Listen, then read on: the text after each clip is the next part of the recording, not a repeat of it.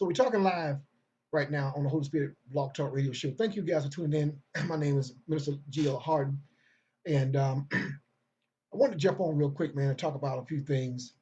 One that has happened in Atlanta just yesterday on the 24th of April. We had several accidents, major fatalities dealing with teenage drivers, and our condolences goes out to all of their families and the surviving sister who also was in part of the crash, that the four people that were in on yesterday in that SUV. Again, our prayers certainly go out to their families, man, and all their loved ones and all their schoolmates and so forth. What a tragedy it was. There was in South Fulton, there was an accident with four young teenagers who died in a crash with a tractor trailer. There was one survivor, female passenger, who is now listed in critical condition. And then on the other side of town in Roswell, Georgia, there was also another crash dealing with two teenagers, two brothers actually. They ran into a school bus, and the car they were driving in actually kind of went under the school bus, and they were killed instantly in that crash as well. And the two brothers were Jim and Joe Pratt. And our condolences goes out to their families and friends and loved ones in their high school, last of the high school. And both of these young men were had promising careers, and I think Jim was the oldest. He was getting ready to go to the Marines. And again, our condolences goes out to their families, man. And I was looking over at the CDC and some of the information that they were talking about dealing with fatalities, dealing with our young people, man. And there's some good news, there's some bad news, but there's some good news as well. But they were saying that at the age of 16 and 19 have the most fatalities. And there were over almost 3,000 fatalities last year, um, dealing with crashes on the road in the US, and almost a quarter of a million uh, teenage drivers were injured in some kind of way. And that accounted for $10 billion dealing with teenage injuries and or fatalities in the US, man. And they also said that the most drivers in these accidents are male drivers. They are more higher risk than female drivers to be in an accident or in a fatality. Um, and there were, like I said, there was 2,300 fatalities this year. I'm sorry, in 2016. But the good news is back in 1975 and up, there were almost 10,000 teenage fatalities a year, almost for a decade, 75, 85. And like I said, when they instituted driver's education, that's when a lot of that number went down, man. So thank God it went from 10,000 to 2,300 in a matter of several decades. Thank God for that. But now, they've gotten rid of driver's education in most of the high schools. And what am I ashamed that is, man? What am I ashamed that is? So our hearts and our prayers goes out for these young people, man, who have died in these latest accidents. But there are many more that has happened in the state of Georgia. And I tell you, sadly to say, there's a fatality almost 4 to 6 a month in Georgia. 4 to 6, unfortunately, it was 6 yesterday. But I'd say 4 to 6 a month in Georgia, and not picking on Georgia, but that's everywhere. Statistics say that in the United States that a teenager from the age of 15 to 19 die every day from a car crash. Every day, man. And thank God for all these insurance companies and State Farm and all of them who do a lot of prevention dealing with young kids and prudential and so on and so forth. But such a major thing, man. And I urge parents to really talk to their children about uh, the seriousness of driving and the importance of driving. Because you can talk to them to you black and blue, but they mind gone. They already on the road already. And so we got to continue to talk to these children, man, right? Even if they don't want to hear it, because they're saying that what these kids are doing is, the parent may say, "Hey, only one person in the car," and they say, "Yeah, yeah, yeah," and you give them the keys or you buy them a car or what have you. Then lo and behold, they go pick up three, four, five people, and that's a whole lot of distraction in one car, screaming and yelling, the radio on loud, Snapchat, you trying to drive and throwing up the peace sign and the deuces and all this distraction, man. I mean, so it's a really, really um, serious, serious issue that we must continue. Not just your parents. I'm talking about the uncles, the cousins, the friends. Any any adult that knows that a teenage driver is driving, speak life into them, man. Hey guys, be very careful. Okay, no cell phones, no Snapchat. All right, call us when you get there. Very important. Because they allege that the other incident that they allege that they ran a red light. And again, we don't know yet, but some of the witnesses were saying that they ran a red light, and either way, we got to speak to these children, man, about this because it's a very, very serious. I mean, come on, nearly 3,000 a day, a year now dying, but we can prevent this. Most of it, we can prevent it. Then it's all of our responsibilities to be able to teach these young folks how to drive. And I thank God my children, my girls, took it seriously, and thank God that they've never been in an accident of any kind, and because I preached it to them. And they got tired of hearing it, but you got to preach to them, man. You really do. You really do, man. So I was reading this article, man, and it talks about food. So amazing. And it talked about 23 restaurants, if I'm not mistaken, have the most antibiotics in their meats.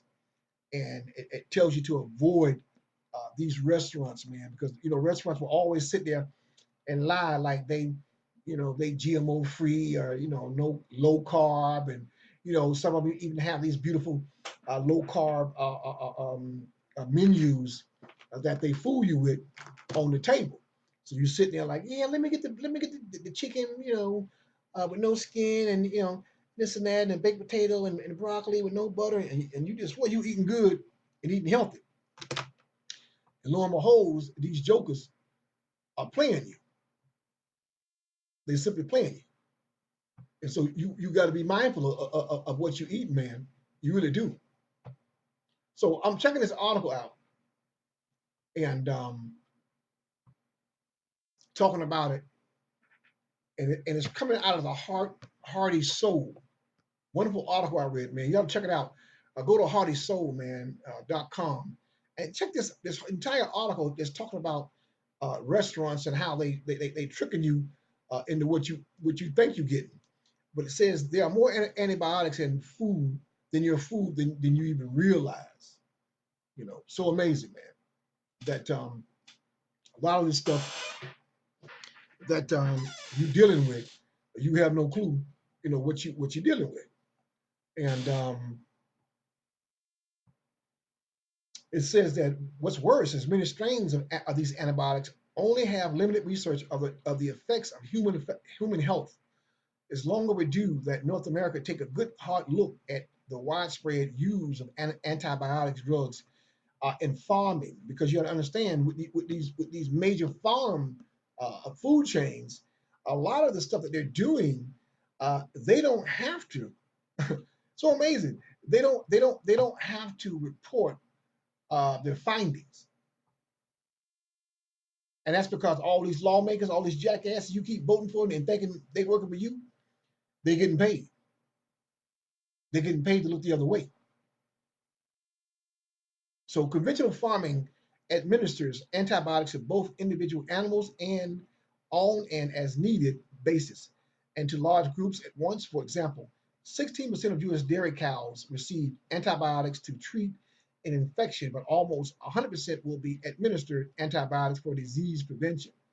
In similarity, 88% of US pigs are given antibiotics in their feed for disease prevention and growth promotion.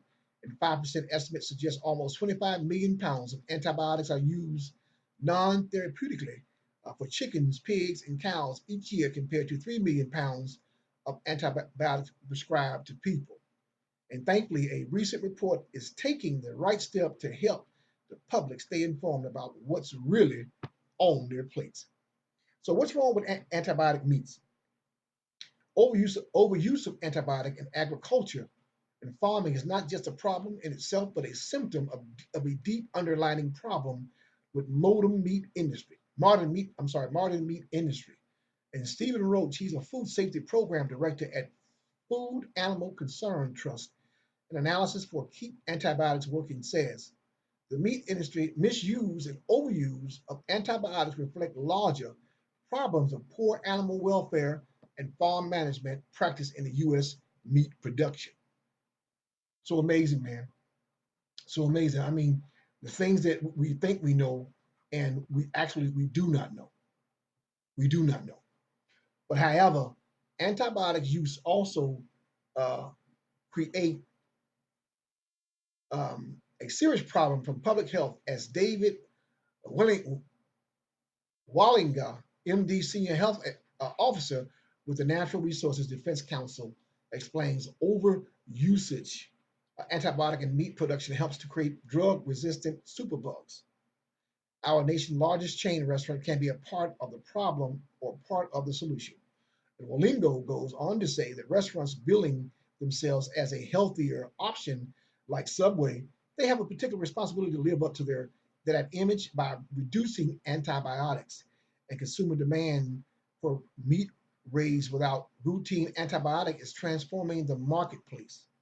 And the companies continuing with business as usual will be left behind. And the truth is, antibiotic resistant superbugs aren't threat looming in the future. They're already a serious problem in the US alone. And 2 million people contract antibiotic resistant infections every year. And out of the 2 million people that contract some type of antibiotic resistant infection, 23,000 of those people die. But luckily, you as a consumer can take advantage of resources that have been made available to the public to help you make informed decisions about the food you choose to buy. One such project is known as the chain reaction. I like that. I love that name, the chain reaction, because how much antibiotics are in your fast food though? So amazing, man. I'm checking out this thing of 2016. So chain reaction is the second annual collaborative report that provides the public with info about antibiotics and food they eat. It was researched and written by organizations, Friends of the Earth Natural Resource Defense Council, consumers organization, and Friends um, of the Earth Natural Resource Defense Council Consumers Union, the Food Animal Concerns Trust, Keep Antibiotics Working, and Center for Food Safety. And in the report, food companies are given a comprehensive grade for their corporate policies on antibiotics and information of those policies. So here's this wonderful group called Chain Reaction, wonderful organization with a bunch of people involved, man, and they're giving you a grade on the quality of the food and the antibiotics that are in the food. So Panera Bread and Chipotle, they get an A. They get an, even though Chipotle went through all that stuff in the past, they didn't cleaned up their act. So Chipotle and Panera Bread, they get an A for having less antibiotics. Subway and Chick-fil-A gets a B. McDonald's and Wendy's and Taco Bell gets a C. Papa John's and Pizza Hut gets a D. And then the F class, look at this right here. You got KFC. These are all D. I mean, I'm sorry, Fs. Fs. These are major restaurants. Starbucks and F. Yes, people, Starbucks. Dairy Queen, F. Arby's, F. Jack in the Box, F. Burger King, showing up, F. IHOP, F. That's my spot. Damn. Olive Garden, F. Buffalo Wild Wings, F. Little Caesars, I ain't surprised, F. Chili's, F. Sonic, F. Dunkin' Donuts, my other spot, F. Domino's, F. And Applebee's, and F. All these chains, man. It's so amazing. And compared to the first chain reaction report, um, report chain reaction showed that twice as many fast food chains could receive a passing grade. But this is certainly encouraging and demonstrates that the public's cry for transparency in the food industry is not entirely falling on deaf ears. However, the report also reveals that there is still a long ways to go. Out of the 25 companies analyzed, only Panera Bread and Chipotle received an A grade, which is reserved for companies that have policies limiting the routine use of antibiotics across all the meat and poultry they serve, and publicly affirming that the majority of their meat and poultry is sourced accordingly. Boy, I'm gonna tell you something. This woke me up right here. This report. I'm amazed, bro. A lot of those places that I used to eat at, I can't fool with them no more. Burger King, Dunkin' Donuts, what's up? Chili's, Applebee's. Oh man, wow. F. Remember that. F. Buffalo Wild Wings. F. Little Caesars. F. Dairy Queen. I ain't surprised about them. Um, so fast food chains receiving B or C grades have mixed progress and remain concerns. McDonald's, for example, managed to source 100% of its chicken from antibiotic-free farming, but made no similar progress for their pork or beef products. And other mediocre grades were given to Wendy's, Taco Bell, Subway, and Chick-fil-A. So amazing, man. So amazing. Um, the D grades were earned by companies who made some but very little effort to curb antibiotics, such as Papa John's, for example. They created good corporate policies, but only implemented them to a fraction of their meat purchases. Meanwhile, for 16 fast food chains that earned a pitiful F grade, were noted to have taken no steps at all to minimize antibiotic use in these failing chains. I read them to you. I just read them to you. Olive Garden, all of them. My God. Starbucks. I mean, think about it, people. Starbucks it's the joint. I mean, folk go to Starbucks all the time, and and that's amazing that the very little food that they serve, meaning Starbucks. You know what I'm saying? This is crazy. This is ridiculous. I can't, I can't believe that. Wonderful article, man. I mean, that's something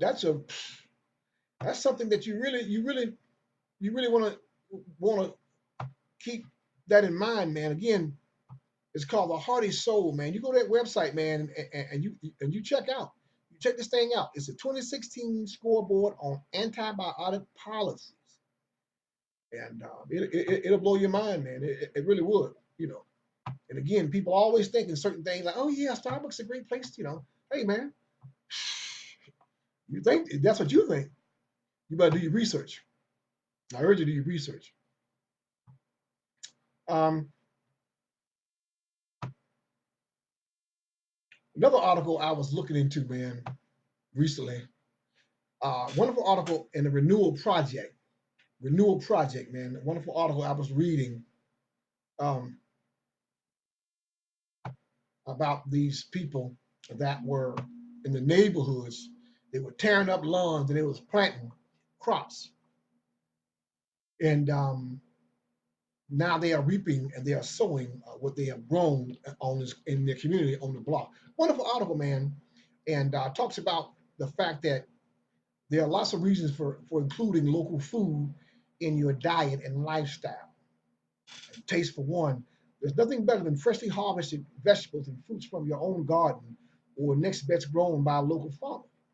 And the fresher the ingredients, the better. And that's true whether you're cooking a meal or at home or seated at a restaurant paying for the pleasure of fine dining experience. And then there's healthy, perishable food items like fresh produce starting losing the nutrients as soon as they are picked, with more than 70% of the lettuce we buy at the supermarket shipped in from California, but passes for fresh spent 2 or 3 days on a truck before landing on the shelves. By definition, locally grown is fresher and can help but be more nutritious. So true, man. So true. Because when you're looking at all these fruits and or vegetables or what have you, especially when you see something, I work in the restaurant industry, so you will see um, something that says from Chile. It'll say something that's from Chile, and you like, this thing came from Chile. That means it's been bounced around at least a week or two. So they had to pick it, while before it got fresh because they knew it would take that time frame um, to harvest or whatever by the time it got to the supermarket. But again, as I said, from the time you pick that fruit and or vegetable, it loses its nutrition. That's why it is best to, and a lot of stores and or restaurants have started um, using produce that are, when possible, that's homegrown, for having the freshest meats, fruits and or vegetables that you can use, man. And so this article talks about this this community that they decided to tear down. They had some open lots in their community, and they decided to um, to tear down those lots and begin to grow flowers, fruits, veggies, and so forth.